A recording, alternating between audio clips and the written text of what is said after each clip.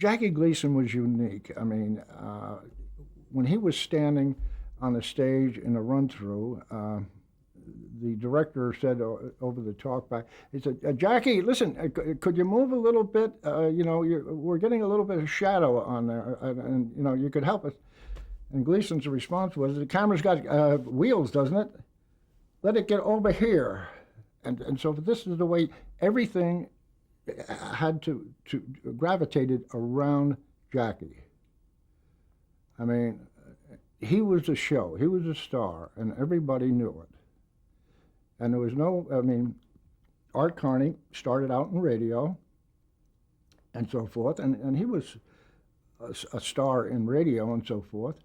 And they all were extremely competent in everything, but everyone understood that it was Jackie Gleason. And so Jackie, he had almost, I guess, a photographic memory in regards to scripts. He never spent too much time rehearsing or learning his lines.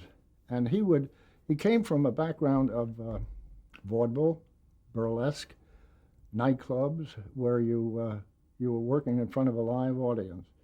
And you got your feed from their responses. As a matter of fact, I wrote him a script one time, and he loved it. But at this time, tape had come out. So it involved a big costume change.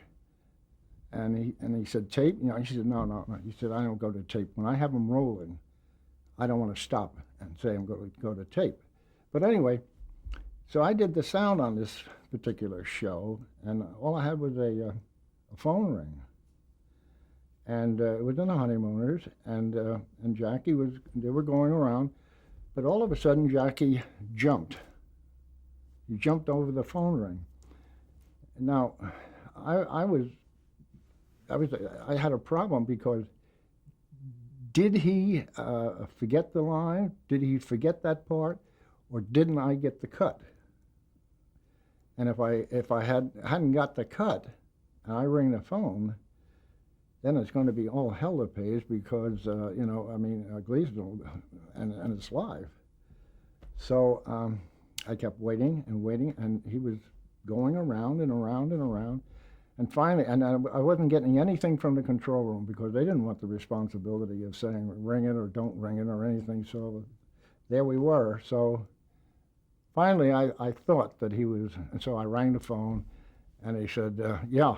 He said, "I've been waiting for that phone call. I wonder where it was," And then he went over and answered the phone. They were back online.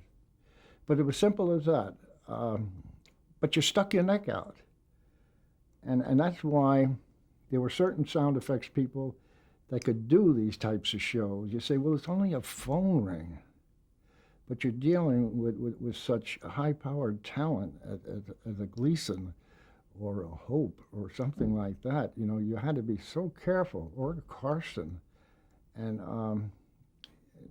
one mistake, and you could be off the show. And then two mistakes, and you could be out the door.